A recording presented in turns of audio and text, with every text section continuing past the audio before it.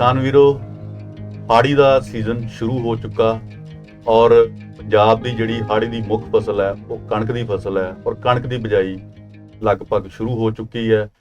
और जे आपां कणक की बिजाई की गल करिए तो कणक की बिजाई वेले दो चीज़ां, एक तो म्यारी बीज और दूजियां खादां, इन्हां दा बहुत महत्वपूर्ण रोल है। और जे खादां की गल करिए तो खादां दे विच ਆਪਾਂ कणक की फसल ਦੇ ਵਿੱਚ ਨਾਈਟ੍ਰੋਜਨ, ਫਾਸਫੋਰਸ ਅਤੇ ਪੋਟਾਸ਼ ਦੀ ਜਿਹੜੀ ਖਾਦ ਹੈ ਉਹ ਆਪਾਂ ਬਿਜਾਈ ਵੇਲੇ ਪਾਉਣੀ ਹੁੰਦੀ ਹੈ। ਸੋ ਫਾਸਫੋਰਸ ਦੀ ਜੇ ਗੱਲ ਕਰੀਏ ਤੇ ਫਾਸਫੋਰਸ ਇੱਕ ਬਹੁਤ ਹੀ ਜਿਹੜੀ ਕਣਕ ਦੀ ਫਸਲ ਜਾਂ ਕਿਸੇ ਵੀ ਫਸਲ ਵਾਸਤੇ ਬਹੁਤ ਜ਼ਰੂਰੀ ਤੱਤ ਹੈ। ਇਹਦੇ ਨਾਲ ਜੜ ਦਾ ਵਾਧਾ ਅਤੇ ਜੋ ਸਾਡੀ ਫਸਲ ਦਾ ਮੁੱਢਲਾ ਵਾਧਾ ਉਹ ਹੁੰਦਾ। ਜਿੰਨਾ ਫਾਸਫੋਰਸ ਜ਼ਰੂਰੀ ਹੈ ਔਰ ਨਾਲ ਦੀ ਨਾਲ ਹੀ ਇਹ ਫਾਸਫੋਰਸ ਤੱਤ ਕੁਝ ਮਹਿੰਗਾ ਤੱਤ ਵੀ ਹੈ। ਸੋ ਇਹਦੀ ਜਿਹੜੀ ਸੁਚੱਜੀ ਵਰਤੋਂ ਹੈ ਉਹ ਆਪਾਂ ਕਿਸ ਤਰ੍ਹਾਂ ਕਰਨੀ ਹੈ, ਪੰਜਾਬ ਖੇਤੀਬਾੜੀ ਯੂਨੀਵਰਸਿਟੀ ਵੱਲੋਂ ਵੱਖ-ਵੱਖ ਸਿਫਾਰਸ਼ਾਂ। ਸੋ ਮੇਰੀ ਸਾਰੀ ਕਿਸਾਨ ਵੀਰਾਂ ਨੂੰ ਬੇਨਤੀ ਹੈ ਕਿ ਉਹ ਸਿਫਾਰਸ਼ਾਂ ਦੇ ਅਨੁਸਾਰ ਹੀ ਆਪਾਂ ਫਾਸਫੋਰਸ ਤੱਤ ਵਰਤ ਕੇ ਆਪਣੀ ਕਣਕ ਦਾ ਜਿਹੜਾ ਝਾੜ ਹੈ ਉਹ ਪੂਰਾ ਲੈਣਾ। ਜੇ ਫਾਸਫੋਰਸ ਦੀ ਗੱਲ ਕਰੀਏ ਤੇ ਸਭ ਤੋਂ ਪਹਿਲਾਂ ਤੇ ਮੇਰੀ ਇਹੋ ਹੀ ਅਪੀਲ ਹੈ ਕਿਸਾਨਾਂ ਨੂੰ ਕਿ 3 ਤਰ੍ਹਾਂ ਦੀਆਂ ਖਾਦਾਂ, ਜਿਨ੍ਹਾਂ ਦੇ ਵਿੱਚ ਜੀਵਾਣੂ ਖਾਦ, ਜੈਵਿਕ ਖਾਦਾਂ ਅਤੇ ਰਸਾਇਣਕ ਖਾਦਾਂ ਦੇ ਸੁਮੇਲ ਦੀ ਵਰਤੋਂ ਕਰੀਏ ਤਾਂ ਕਿ ਜਿਹੜਾ ਸਾਡਾ ਫਸਲ ਦਾ ਪੂਰਾ ਆਪਾਂ ਝਾੜ ਲੈ ਸਕੀਏ। ਜੇ ਗੱਲ ਰਸਾਇਣਕ ਖਾਦਾਂ ਦੀ ਕਰੀਏ ਤੇ ਕਿਸਾਨ ਵੀਰੋ ਸਭ ਤੋਂ ਪਹਿਲਾਂ ਮੇਰੀ ਇਹੋ ਹੀ ਅਪੀਲ ਹੈ ਕਿ ਮਿੱਟੀ ਪਰਖ ਰਸਾਇਣਕ ਖਾਦਾਂ ਪਾਉਣ ਦਾ ਇੱਕ ਬਹੁਤ ਤਗੜਾ ਆਧਾਰ ਹੈ।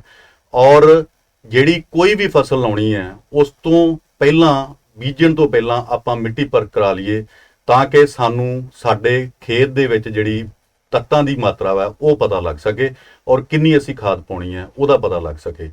ਜੇ ਗੱਲ ਕਣਕ ਦੇ ਵਿੱਚ ਫਾਸਫੋਰਸ ਦੀ ਕਰੀਏ ਤੇ ਜੋ ਸਾਡੀ, ਕਿਉਂਕਿ ਸਾਡੇ ਕੋਲ ਪੰਜਾਬ ਖੇਤੀਬਾੜੀ ਯੂਨੀਵਰਸਿਟੀ ਦੇ ਮਹਿਕਮੇ ਸੋਇਲ ਸਾਇੰਸ ਕੋਲ ਇੱਕ ਬਹੁਤ ਵਧੀਆ ਮਿੱਟੀ ਤੇ ਪਾਣੀ ਪਰਖ ਪ੍ਰਯੋਗਸ਼ਾਲਾ ਔਰ ਇੱਥੇ ਲਗਭਗ ਸਾਰੇ ਪੰਜਾਬ ਤੋਂ ਜਿਹੜੇ ਆ ਮਿੱਟੀ ਦੇ ਸੈਂਪਲ ਆਉਂਦੇ ਆ।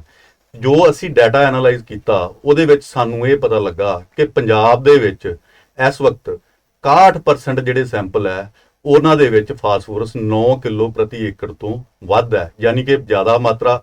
ਔਰ ਉਸ ਜ਼ਿਆਦਾ ਮਾਤਰਾ ਦੇ ਵਿੱਚ ਖੇਤੀਬਾੜੀ ਯੂਨੀਵਰਸਿਟੀ ਵੱਲੋਂ ਸਿਫਾਰਿਸ਼ ਹੈ ਕਿ ਜੇ ਤੁਸੀਂ ਮਿੱਟੀ ਪਰਖ ਨਹੀਂ ਕਰਵਾਈ ਤੇ ਦਰਮਿਆਨੀਆਂ ਜ਼ਮੀਨਾਂ ਦੇ ਵਿੱਚ 55 ਕਿਲੋ DAP ਪ੍ਰਤੀ ਏਕੜ ਦੇ ਹਿਸਾਬ ਨਾਲ ਪਾਉਣੀ ਹੈ।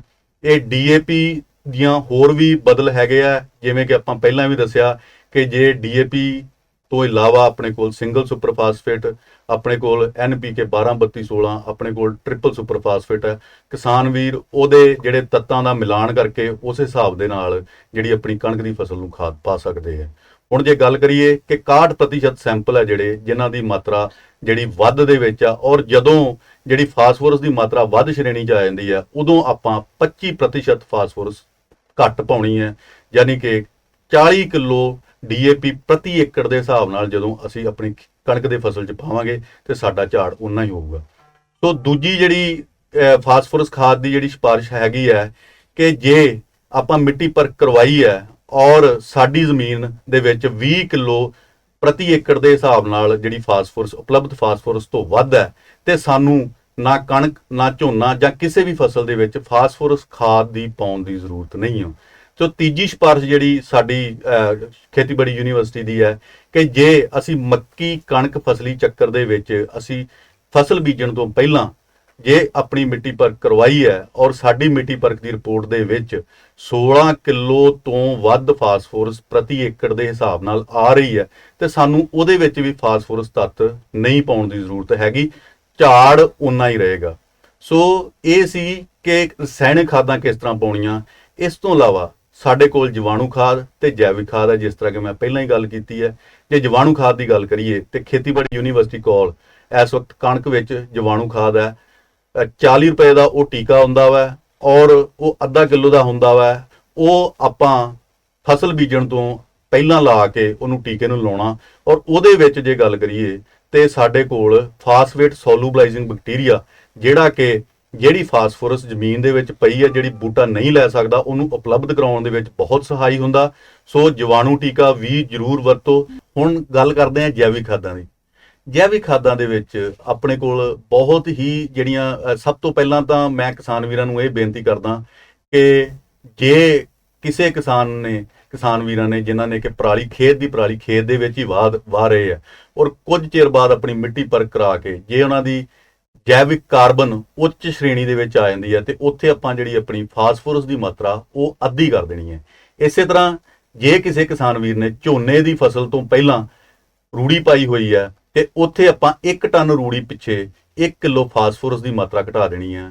ਔਰ ਨਾਲ ਦੀ ਨਾਲ ਹੀ ਝੋਨੇ ਦੇ ਵਿੱਚ ਜੇਕਰ ਮੁਰਗੀਆਂ ਦੀ ਖਾਦ ਜਾਂ ਸੁੱਕੀ ਹੋਈ ਬਾਇਓਗੈਸ ਦੀ ਸਲਰੀ ਬਿਜਾਈ ਤੋਂ ਪਹਿਲਾਂ ਪਾਈ ਹੋਈ ਹੈ 2.5 ਟਨ ਪ੍ਰਤੀ ਏਕੜ ਦੇ ਹਿਸਾਬ ਨਾਲ, ਤੇ ਉੱਥੇ ਆਪਾਂ ਫਾਸਫੋਰਸ ਦੀ ਮਾਤਰਾ ਵੀ ਕਣਕ ਦੇ ਵਿੱਚ ਅੱਧੀ ਕਰ ਦੇਣੀ ਹੈ। ਹੁਣ ਗੱਲ ਕਰੀਏ ਕਣਕ ਤੋਂ ਪਹਿਲਾਂ ਕੁਝ ਜੈਵਿਕ ਖਾਦਾਂ ਜਿਵੇਂ ਕਿ ਝੋਨੇ ਦੀ ਫੱਕ ਦੀ ਸੁਆਹ ਤੇ ਗੰਨੇ ਦੀ ਗੁੱਦੀ ਦੀ ਸੁਆਹ 4 ਟਨ ਪ੍ਰਤੀ ਏਕੜ ਦੇ ਹਿਸਾਬ ਨਾਲ ਜੇਕਰ ਆਪਾਂ ਕਣਕ ਦੀ ਬਿਜਾਈ ਤੋਂ ਪਹਿਲਾਂ ਖੇਤ ਦੇ ਵਿੱਚ ਵਾਹਤੀ ਹੈ ਤੇ ਉੱਥੇ ਵੀ ਫਾਸਫੋਰਸ ਦੀ ਜਿਹੜੀ ਮਾਤਰਾ ਉਹ ਅੱਧੀ ਕਰ ਦੇਣੀ ਹੈ। ਸੋ ਮੇਰੀ ਕਿਸਾਨ ਵੀਰਾਂ ਨੂੰ ਇਹੋ ਹੀ ਅਪੀਲ ਹੈ ਕਿ ਜਿਹੜੇ ਖੇਤੀਬਾੜੀ ਯੂਨੀਵਰਸਿਟੀ ਦੀਆਂ ਸਿਫਾਰਸ਼ਾਂ ਦੇ ਮੁਤਾਬਕ ਆਪਾਂ ਫਾਸਫੋਰਸ ਤੱਤ ਜਿਹੜੀ ਆਪਣੀ ਆਉਣ ਵਾਲੀ ਹਾੜੀ ਫਸਲ ਹੈ, ਕਣਕ ਹੈ ਜਾਂ ਹੋਰ ਫਸਲਾਂ, ਉਹਨਾਂ ਦੇ ਵਿੱਚ ਇਸ ਤਰ੍ਹਾਂ ਆਪਾਂ ਸੁਚੱਜੀ ਵਰਤੋਂ ਕਰਕੇ ਆਪਾਂ ਖੇਤੀ ਖਰਚੇ ਵੀ ਘਟਾ ਸਕਦੇ ਹਾਂ ਔਰ ਨਾਲ ਦੀ ਨਾਲ ਹੀ ਝਾੜ ਹੀ ਪੂਰਾ ਲੈ ਸਕਦੇ ਹਾਂ। ਧੰਨਵਾਦ।